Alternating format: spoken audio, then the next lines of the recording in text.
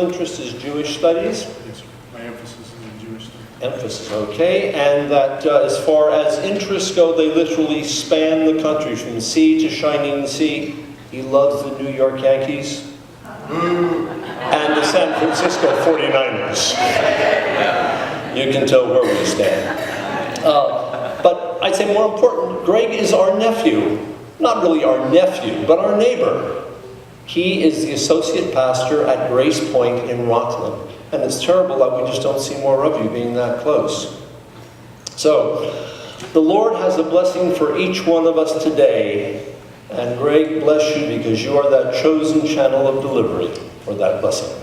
God bless. Take your time.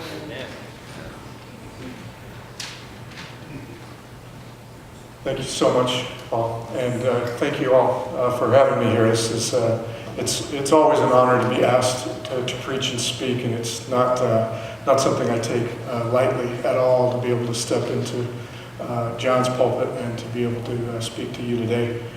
As Paul said, I just come from being this close. It is a shame that we don't see each other more often. It's a shame that we don't do more things together, and how someday we can change that. But I bring you greetings from your brothers and sisters in Rockland, and a hope that we could get together more often for more things and for more reasons. So, Pastor Walt and I just recently completed, before the summer started, a series on Noah and the flood and the biblical story of the ark and the flood and salvation through the flood. And it led us down a fascinating path, actually a path we didn't expect it to lead us down.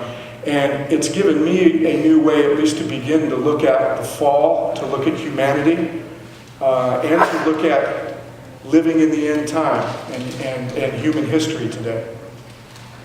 I need you to follow me just a little bit. It'd be kind of hard to try to bring you completely up to speed, but let me try to encapsulate what we concluded when we came to the end of this series and talking about the flood. When God created, didn't He give a definite tone to what creation is? And if you read the creation account in Genesis 1 and 2, there is a tone to the language. Okay? I want you to notice that after it was all created, nearly everything that was created by God then begins to give of itself. You look through the language and plant-bearing seed is given for food. The lights in the sky, the lesser and the greater, are given to give light.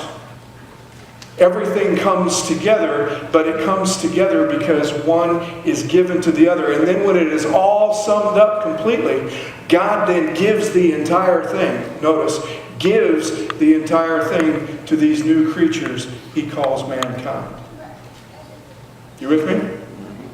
Giving. It's given. It's all given to them. And we know that God has a governing, ruling force that He puts over. Now, I use the word force and I use the word ruling in quotes because English does not allow me to go beyond those words as to how He rules and how He creates. But let me ask you this. What ruling force can you think of? What kind of rule is there where all things created and living don't live for themselves, but they live for purposes outside themselves? What is the ruling force when somebody comes together and no longer lives for self? That the creatures lived for each other and the creation lived for each other and they freely gave of themselves to each other. What would you call that ruling force? 1 John 4:16 says, "So we have known and believed the love that God has for us. For God is love." Amen. And those who abide in love abide in God, and God abides in them. So, the Creator had a rule in mind. And the rule in mind was not a force, or not even a rule at all, if you think about it. The rule becomes love. You with me now? Satan had another idea. And I got myself into big trouble when I preached in Rockland on this, because I called Satan the creator. In fact, I called the title of the sermon, When the Creature Creates. See, the creature was never meant to create, because the creature can't create. But the creature does have the freedom to live the rule that he would like to live. Because what God gave mankind in that whole rule of love, He gave them the one thing necessary that it is to love, and that is free will. So I came to the conclusion that I believe that Satan did some creating of his own, the only creation that he was allowed to do, and that is to come up with a different governing, ruling force over creation. He shows up and he tells the woman, he says, you know what? God is keeping the good stuff from you. He doesn't tell you everything because He knows that on the day that you know of it, you will become like Him. And He doesn't want you to be like Him. He convinces them that God Himself is selfish and that He would not give this information to His creatures. He creates a division where there was no division before. And if you look at their reaction after the fall, they are naked and now hiding. Hiding from each other when actually they were created to give to each other. It's now mine. They're now living for number one. And they're even hiding themselves from the Creator that simply created them just to give themselves to Him and Him to them. Every day He showed up just to walk with them and to talk with them.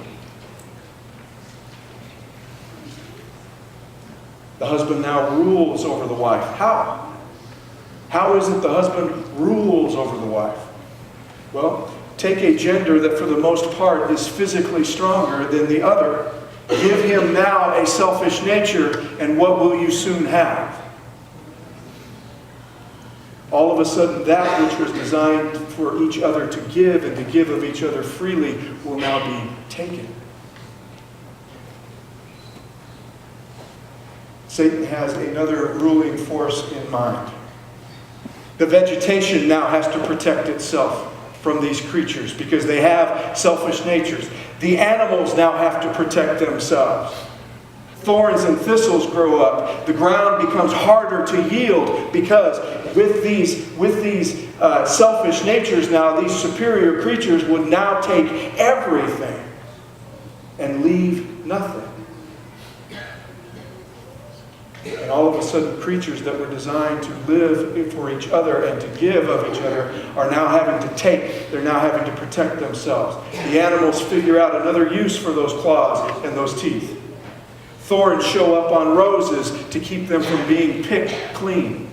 The earth holds itself back because the man would take it all. You with me? It's a new ruling force. What would you call a ruling force that only takes and does not give? What do you call a ruling force where the weak are preyed upon and only the strong survive? Even to the point to where entire species have to give their entire lives to ensure that only the strong survive. What force would you give that title to? Evolution. Evolution says, as long as the strong continue to take, then they will survive. Evolution takes. It stands on the shoulders, if you will, of weaker things, of weaker species. The weak get called out for one reason and one reason alone, and that is so the strong will survive.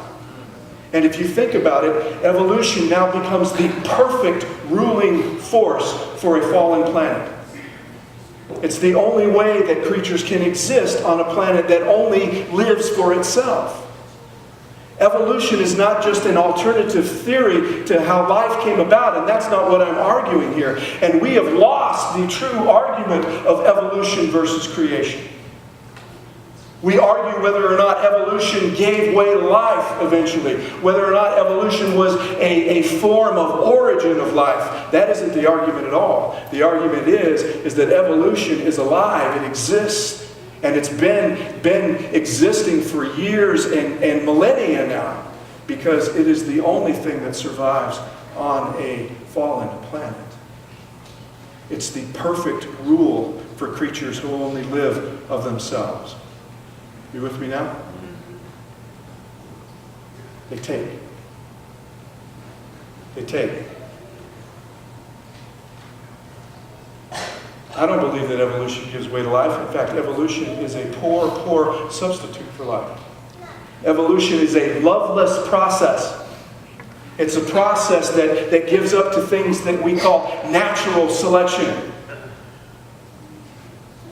That the creation itself will select who lives and who dies. That the creation itself will say, we know what's best, and we will continue to move on. Evolution is the perfect ruling force. And you can now put the original definition to those words, ruling and force, because it's the only thing that happens now on a selfish, self-centered, natured planet. Love versus evolution. The true creator versus the seemingly creator, or false creator.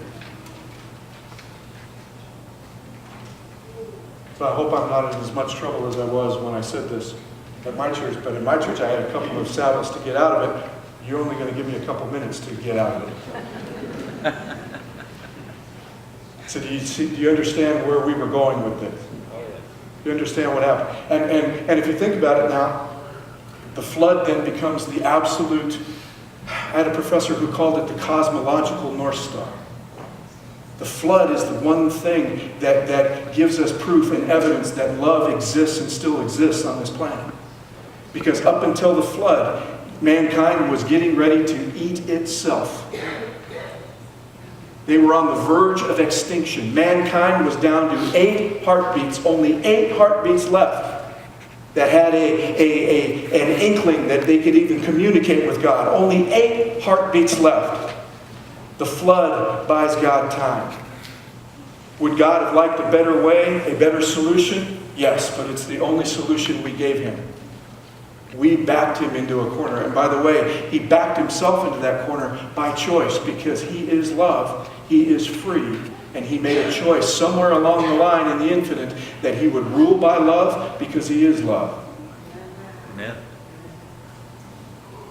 See, in this study that we did on Noah, and as in the days of Noah, we are living in the same days. Amen. Mankind is about ready to eat itself. Mankind is about ready to live out the ultimate end to evolution. Evolution ends with only one person alive. It ends with only one on top. And this is where we're headed.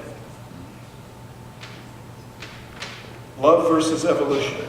So to be created in God's image, love requires one thing. Something has to come first before love. Love requires one thing. You know what that is? Free will.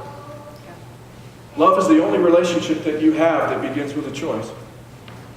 If any of you right now are sitting next to a loved one and you feel that you have to love that person, it is not love. Somewhere along the line, you chose to fall in love with that person. Whether it be a spouse, boyfriend, girlfriend, son, daughter, nephew, niece, any relationship that you have the choice to love. Love always begins with the choice. Amen. Which is why you and I were created. And what I believe when it says that we were created in his image, and that's exactly what I think it means, is that we were created with free will. It's what sets you and me apart. It's what sets you and me apart from every other creature that he created. Because God said, I will not have robots. I will not have automatons. I will not have creatures who will worship me, because they did not have a choice. Every creature that worships me will choose. If they love me, it's because they choose to. Amen.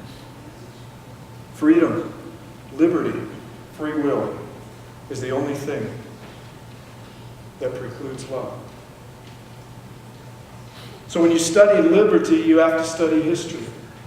When we look now as an end-time people, how many here, as an end-time people, want to begin to live by this principle? If you think about it, this is what it means to be an end-time person. That is to be able to love when everything else tells you no. Love is counterproductive in this world. Love makes no sense in this world that is run by evolution. Love, up to a point, maybe. But to live as an end-time people is to love in the face of all obstacles. When evolution and evolutionary thought completely, absolutely dominates. Pastor Walt and I sat in his office when we were talking about this because we knew that if we were going to do a study on the flood, we knew at one point, at least one or two of the studies, we were going to have to talk about evolution. And we did. The geologic column and the evidence and everything else. We talked about all that. But what hit us was that when we were discussing these things, we all of a sudden became so aware of how prevalent evolutionary thought is in each and every one of us. He and I both were raised in public schools. And every now and then I catch myself thinking in terms of billions of years and thinking in terms of what happened to the dinosaurs. And every now and then I look at a monkey and I look at me and I go, huh.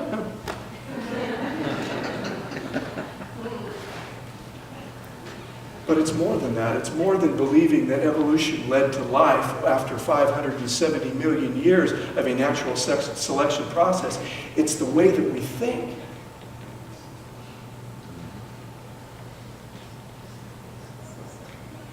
That we read words like love your neighbor as yourself. And actually what we live out is more evolutionary than actual love. Because you and I were born into a planet in self-preservation mode. This is why evolution works. It's a hostile planet. Evolution protects you against that hostility. I'll share, but I got to get mine first. When actually love says no, share even when you don't think you have anything to share. Love your neighbor as yourself. I'll love my neighbor as long as he remains my friend. Jesus says, no. Love your enemies and hate no one. So I know it gets a little uncomfortable when we begin to drive into that neighborhood, don't we? And the reason it's uncomfortable is because of how prevalent evolutionary thought exists in you and me. And how prevalent evolutionary thought has even gotten to the point to where we have interpreted living in the end time as being just that. And you'll have to bear with me. We'll get to bearing that out. But when you study history, and when you study the history of God's people, you have to understand that that's what the battle is now. Evolution versus love. The true creator versus the false creation. You with me? Turn to Revelation chapter 12. Let's take a look at some familiar verses and see if I can convince you of this framework. If not, that's okay. Maybe we won't be as neighborly as Paul would like us to be.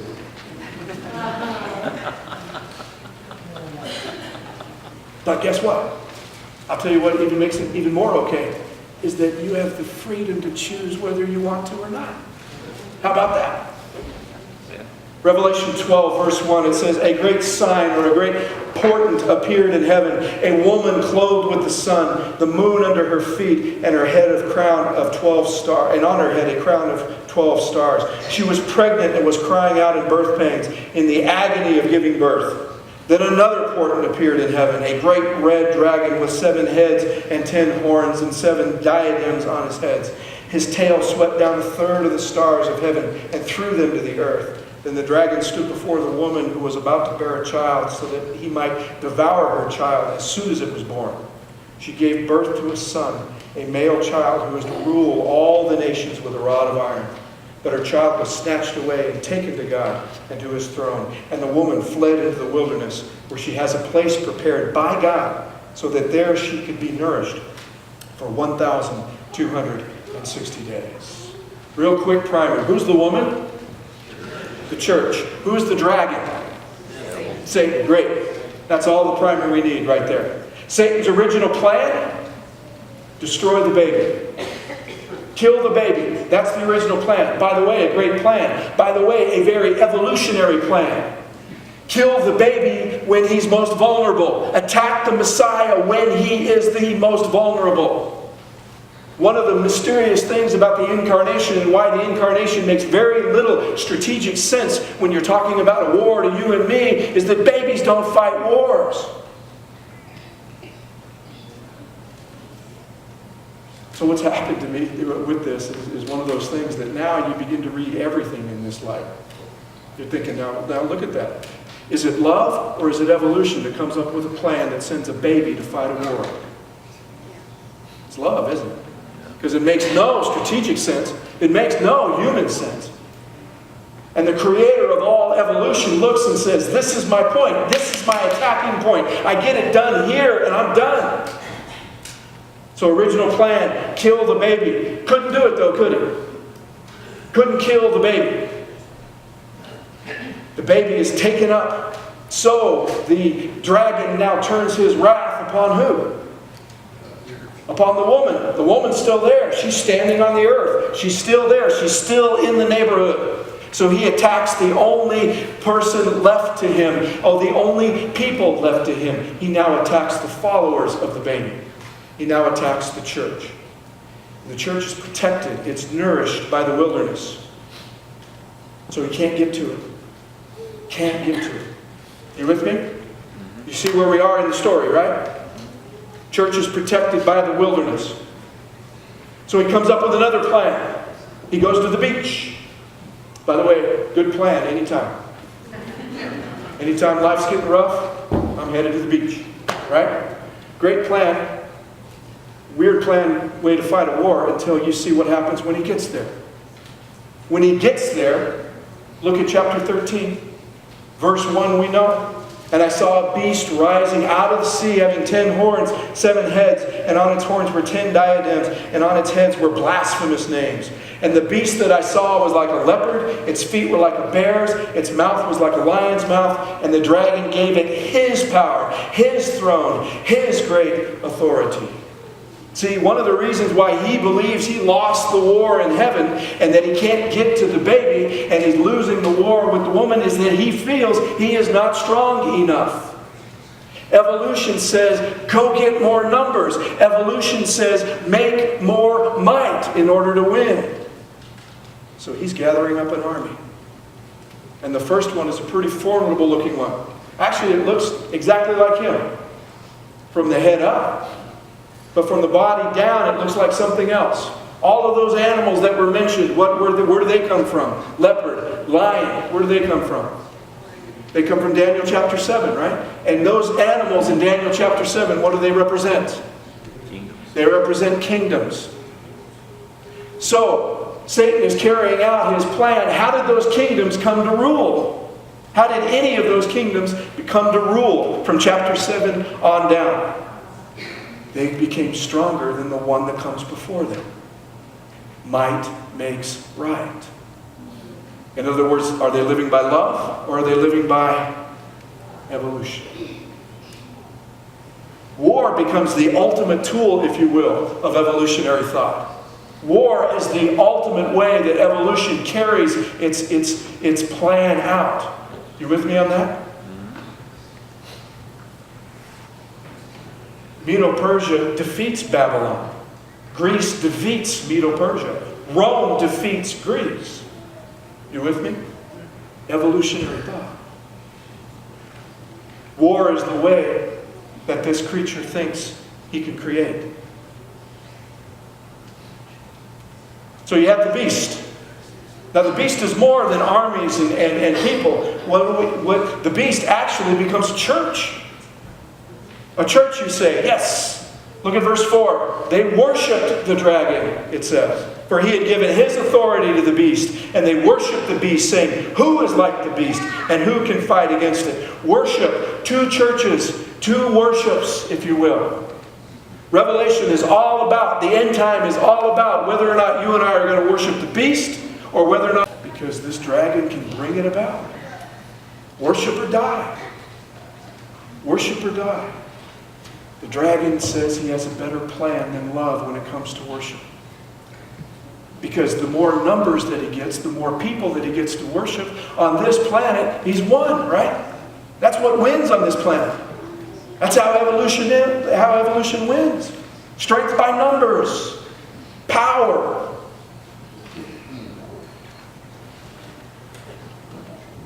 So this is a power like no one has ever seen before. One that is entirely focused on the taking away of liberty, the taking away of free will. They are forced to worship. The church now has the power, the entire military power of the Roman Empire. It now has the entire ecclesiastical power of the Christian church. And it comes together. No wonder Daniel is horrified when he sees it.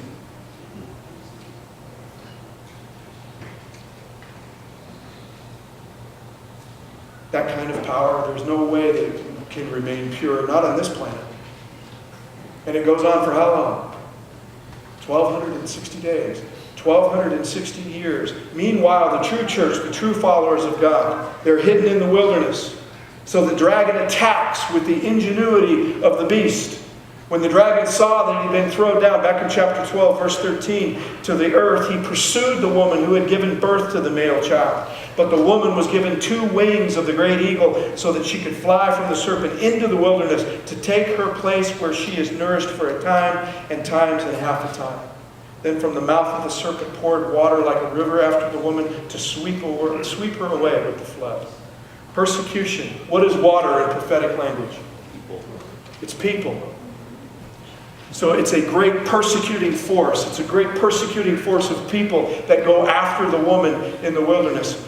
Go with me on this. Complete religious intolerance. Because the beast does not tolerate difference. The beast does not tolerate free will and whether or not you want to worship or not. You with me on that? So he sends out a flood. He sends out a flood, if you will. The beast has complete control from the early 500s to the 1500s. I'll tell you right now that even by 1600, the Reformation, which began 83 years earlier, had done little to change this. In fact, it changed it almost none at all. By 1600, all the religious space in Europe was completely used up. The Roman Catholic Church is struggling with the Protestant dissidents. The Protestants are struggling with themselves. And they're all fueled by one mentality, and that was their faith was associated with nation.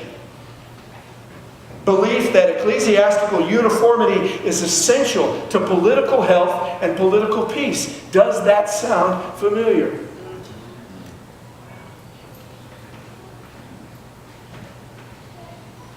Protestantism doesn't destroy this mentality. In fact, they feed into it. Luther establishes a legal right to exist outside of the Roman Catholic Church. That was the Augsburg Confession. It was the whole reason he went to Augsburg, was to get the government of Austria and Germany to recognize Lutheranism as a church. Until then, it couldn't exist. Each country chooses their own faith, either Roman Catholic or various branches of Protestantism. And once again, the rights of the individual did not exist when it came to religious liberty. There was no religious liberty. If you were different, you were not tolerated. Everybody agree with that? The religious room in Europe had been completely used up. The dragon came this close to accomplishing his job.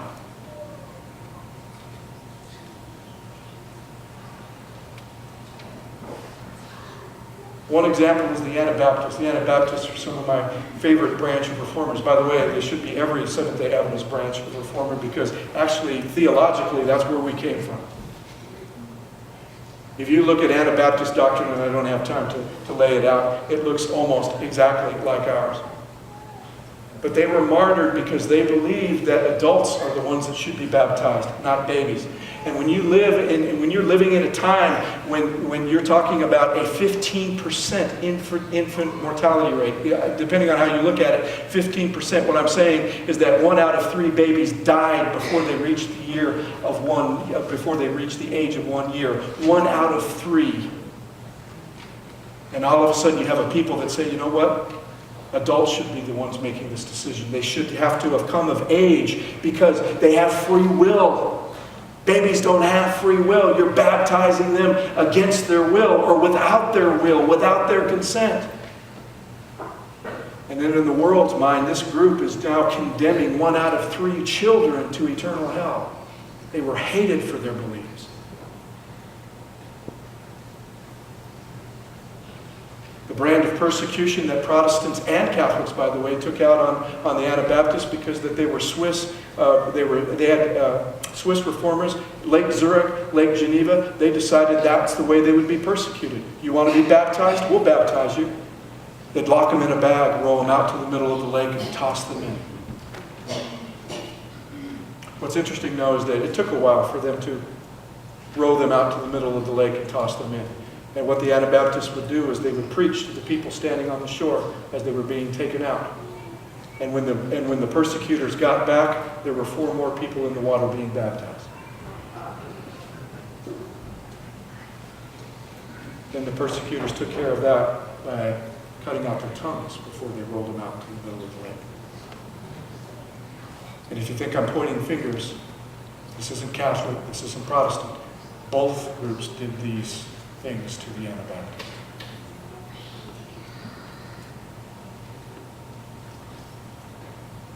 Persecuted by both. Look at this time in history. 1540, the Society of Jesus is approved by Paul III. The Counter-Reformation now begins. 1542, the Inquisition is reinstated. So much fun the first time, let's bring it back.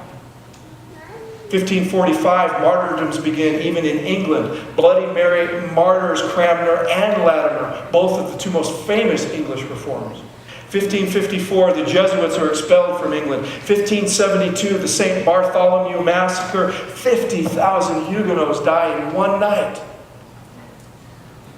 By 1600, it's not over, it's getting worse. 1618 to 1648 is the 30 Years' War. It is the most destruction in European history. Get this, it halved the population of Europe.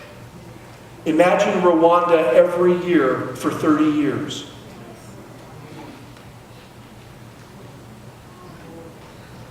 (1649), the separatists from the Church of England, Puritans, execute Charles I. Like I said, the dragon came this close to doing its job. There is no religious freedom anywhere in the old world. There is no opportunity to express religious freedom. The flood from the dragon's mouth, it is about done. We went on a Reformation tour year before last.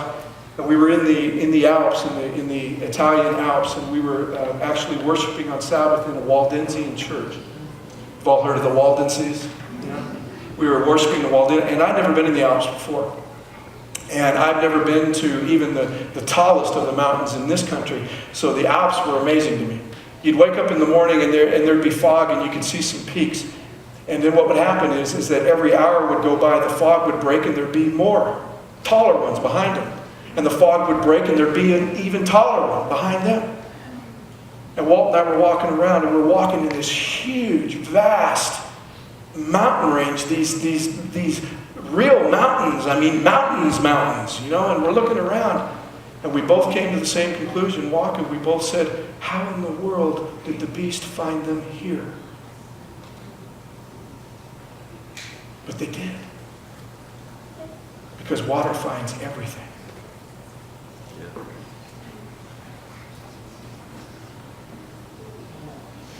So what happens in the late 1600s? The prophecy says that the earth would open up, that the wilderness would give the woman room. Did it happen? So the earth came to the help of the woman. It opened its mouth and swallowed up the river, and the dragon had poured from its mouth. Imagine, the only thing that gets you away from a flood is if you have more room than the water does. You need to get somewhere where the water will then begin to spread out. If you're in a gully during a flash flood, you've got to get out of the gully. Or you've got to beat the water to where the gully empties out into an empty space. That's exactly what God provides the woman. At the late 1600s, there's this new world that opens up. There's this land that opens up. In the old world, you'd be persecuted until you were destroyed. In the new world, you'd be driven out of one colony, but you could start another. Denominations are now possible. The space is crucial, especially crucial for our own church. If we had tried to come along 300 years earlier, there's no way Adventism ever would have survived in Europe. But it survives here because God gave the church the space, if you will. So now's where we stand and sing America Beautiful again. Except I need to move on a little bit. You didn't find complete religious freedom in these colonies, did you? And if you wanted to live in the Massachusetts Bay Colony, you needed to be what? You had to be Puritan. Okay? You had to be Puritan if you wanted to live in Massachusetts Bay. And if you wanted to live in one of the other colonies, you had to worship a certain way also. In the 1630s, there was a left-wing Puritan, a crazy man, a lunatic, if you will, looking for room for his own experience, and he couldn't find it in Massachusetts. He didn't find it there. He found it just as brutal, and he said so. He told them, I've got four problems with you. I want the right to separate rather than to conform or reform. I won't take a civil oath when it comes to religion. And I don't appreciate your way of appropriating the land from the natives without paying for it. His name was Roger Williams. And he was banished from the colony for those radical views. So he started his own. On land that he buys from the natives, by the way, a colony where you could believe just about anything. There were few restrictions. All sects were welcome there. Quakers and Jews, because they were the most peaceful. They had no clergy. They had no formal worship. Quaker worship was you showed up, got together, and nobody spoke until they were moved by the Spirit. Puritan worship was absolutely the opposite. It was run by liturgy. Quakers decided that even Rhode Island was a little too formal for them. So William Penn starts his own colony. Welcomes all sects and gives refuge for all minorities. Even hated Anabaptists find refuge there. By the way, it's no accident that most Mennonites and Amish still live in Pennsylvania.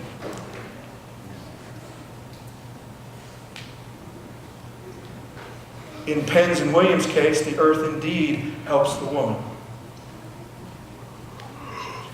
1644, Williams writes the bloody tenet of persecution. In it, he calls for the separation of church and state. He negates the belief that ecclesiastical uniformity was essential to political peace and health. When it came time to draft the Constitution, the Founding Fathers remember this tenet and the very first the free exercise thereof. So you see, even in the founding of the New World, there were those who felt that religious freedom was not necessarily a good thing. Those who fled persecution, persecuted once they got here.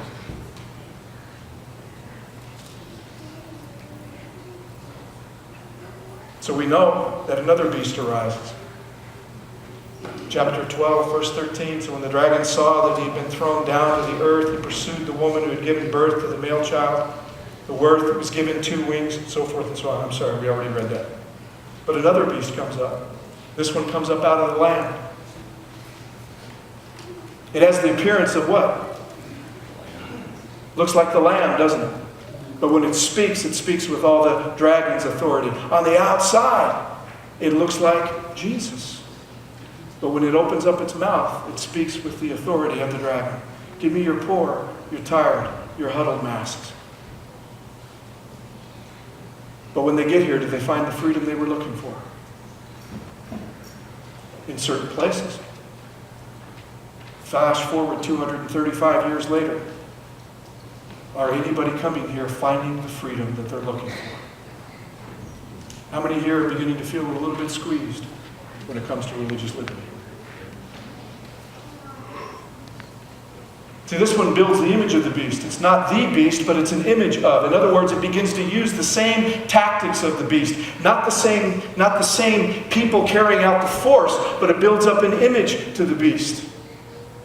Uses the same tactics. Uses fear, coercion, deception. See, when the dragon figured out that force doesn't work all the time because martyrdom begins to win people, he then begins to use deception. And to me, the ultimate rising of this beast is that it begins to mix evolution with love.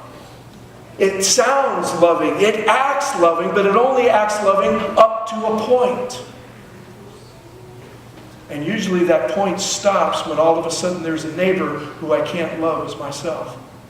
Then the beast says, don't worry about it, it's okay. You got to survive. Draw the line. You have to defend yourself. Draw the line. Which is what makes this beast so popular. So this is one of the conclusions that I came to. Why is this beast so popular? Why does it win nearly the entire world when people come up against it? Because it's exactly the God that fallen humans would make if we could make a God. Loving up to a point. Be like Jesus up to a point. Be like Jesus on the surface. But when it comes down to it, you don't really have to be him. You can be like the dragon when you want to be, and you can be like Jesus when you want to be. Deception, force, and fear. It all comes together. And the reason it is so popular, because it's exactly the God we would want. The deception is so clever because it's exactly the God that we would want.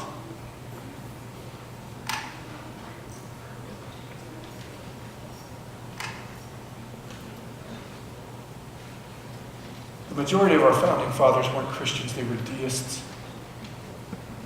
In other words, they had a God, but they weren't sure 100% about whether or not this was the God of the Bible or not. I'm not speaking for all the founding fathers. There were founding fathers that were Christians, but when it came time to put it on paper, those founding fathers who were Christians decided that they would keep their Christianity out of the paper, and they would build a wall between religion and the government. You're all Seventh-day Adventists and not one amen. One of the reasons is that wall is being attacked is the very thing that makes it unchristian. There are Christians in the country that are attacking that wall because it doesn't seem to be Christ-like. You with me on that?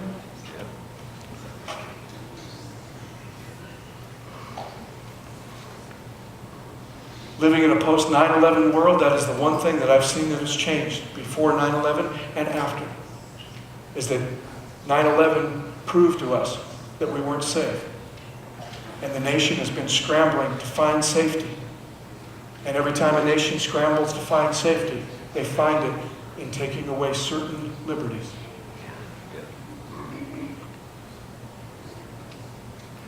And now all of a sudden religious freedom doesn't seem a very good thing. Christianity seems the safe thing to do.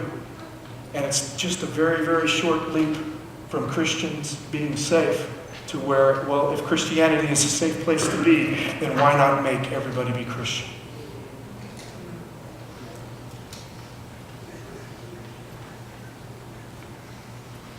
And it's not a theory of mine. It's what prophecy says is going to happen. It's just becoming clearer to me where the battle lines are going to be drawn.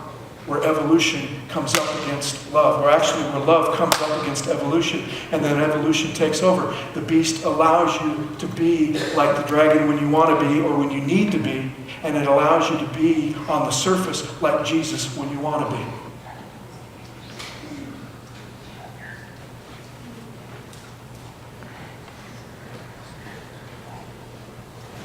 It's going to be harder and harder. The whole world wanders after the beast because he's exactly the God we would create. He's the perfect God for a fallen, hostile planet. It's the perfect way. Evolution is the perfect way for creatures to protect themselves against a fallen, hostile planet. But for those of us who want a different way to live, For those of us who want a different God to worship, the Lamb has another way. Amen. But love is more difficult. In fact, love is downright impossible for you and me. I've come to the conclusion that the whole reason Jesus is coming back for you and me, the whole reason that he died on the cross and was resurrected, was to be able to give every creature the opportunity to love again. Amen. Because we gave that away. We don't have the ability to love anymore. We don't come out of the womb loving anymore. And you think, wait, hold on, Greg, hold on. Babies are loving. Is there any creature on the planet more selfish than a human baby? Now, they're cute. And I love my son, and I was taken. The first time you look, and every father and mother has that story. But did Andrew care how much sleep I got at night? Did he care whether or not I had money to put food in his stomach and diapers on his little bottom? No. Innocent, yes. Selfless? No. You and I gave away our image of God. You and I gave away our ability to love. We couldn't do it if we tried. Jesus dies to give us that back. Amen. While we were yet enemies, Christ died for us. Amen. Is it? Jesus looks at Peter and says, Peter, do you love me? Peter says, Lord, what? You know that I love you. And I believe that Peter began to weep because Peter understood that his words did not match up with his actions. He betrayed the Lord 3 times, and then he betrayed his following and his calling.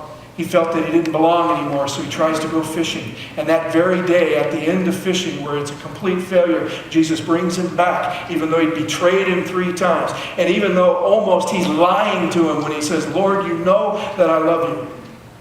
Peter, feed my sheep. Wait a minute, Lord. I said that I love you, but my actions, they're not loving. I can't feed your sheep. I can't be in charge anymore. There's no way I can be a disciple of yours. My life tells the story. Feed my sheep. Lord, I'm your enemy. My nature cries out and screams against everything that you stand for every day that I wake up. And I follow that nature like that. Given the opportunity, I follow that nature like that. My words, I love you, are so empty. Jesus says, I know. That's why I died for you. I want to give you the opportunity to love again. Amen. Sometimes those words, I love you, Lord, that's all we got. I'm sorry, Lord, that's all I got. That's all I have today. I'm living out my nature in every other way, but I know that I love you. I know that I believe. Help my unbelief. While we were yet enemies, Christ died for us. Amen. Love is harder. Love is impossible. Evolution is the easy way out.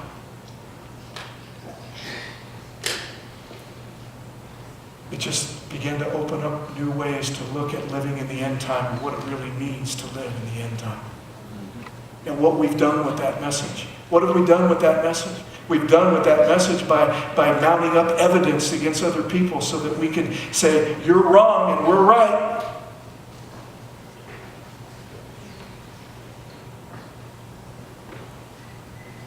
How many of us joined the church because we could be right? Evolution says the righter you are, the better you are. The stronger you are, the better you are. Love says no, the weaker you are, the better you are. When I am weak, I am strong. Love always looks like it's losing. Love looks like it's a waste of resources. It looks like it's a waste of time. Terrorists won't be won by love, Lord. Got to do something else. They only know one language.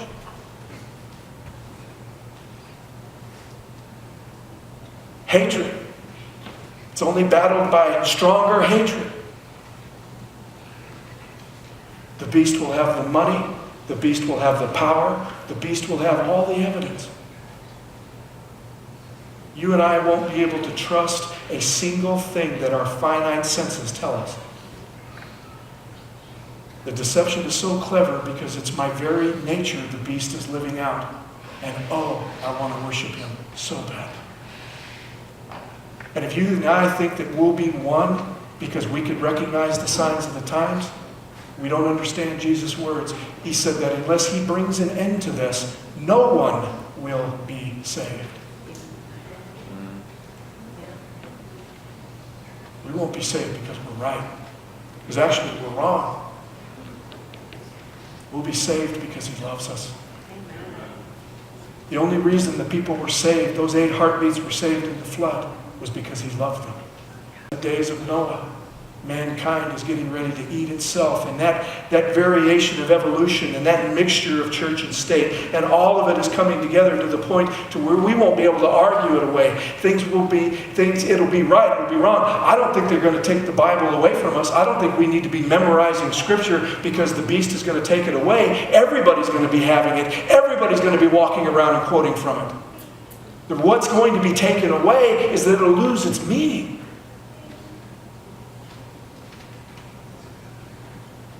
What evil force in this world has not used the Bible at one time or another to justify its very existence?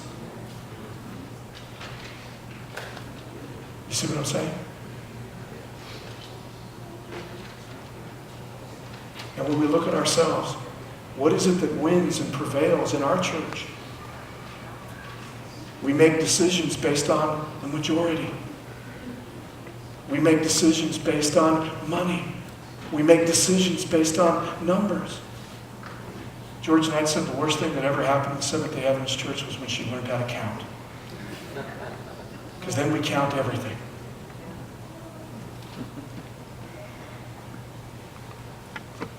And we think that we're winning the battle because we get more converts. We think that we're losing the battle because we're not converting enough people. And when actually God is saying, you know what? Let love be in charge. The reason that we don't like it is because we can't control the results. For up to me, we start an evangelistic series and 50 people come and we baptize 50 people and that's success. What happens when they quit coming to the evangelistic series?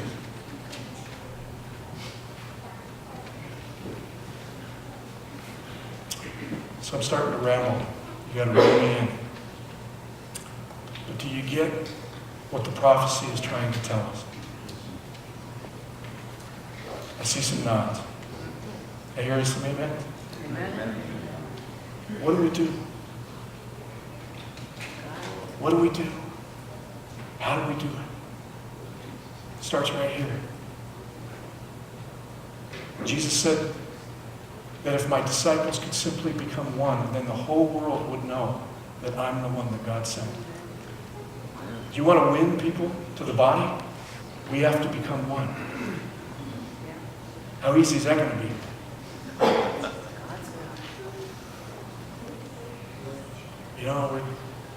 We're less than 2.5 miles from each other, our communities, our churches.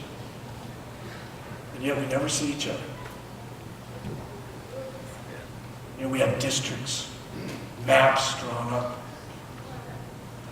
And it's Grace Point's fault, and it's Roseville's fault, and it's Granite Bay's fault. It's all our fault. They are the things that keep us divided. And yet you have God earnestly pleading, look, let love look like it's losing. Go ahead. Let them have the world. Let evolution take its course. Love will always be hard. It's a difficult thing. Which just leads me to one more conclusion. That's why America is a difficult thing. America was supposed to be an experiment based on freedom and free will, which is what makes it difficult. And the easiest thing to do is to begin to take away the freedom. It's the same lesson for the church. The easiest thing to do is for you and I to begin to take away the freedom. To take away who we are. To trust that if I'm an individual and you're an individual and that we're both created in the image of God, and by the way, both suffer from the same disease, the same selfishness, the same sin, that I have to trust the same that you have to trust, that God loves you and that he loves me and that he loves us. Evolution will fight that and battle that every day. Our natures will fight that and battle that every day. But he died to make sure that it would happen. Amen. Thank you so much for letting me spend this time with you. God bless your church, our church. God bless America. Amen.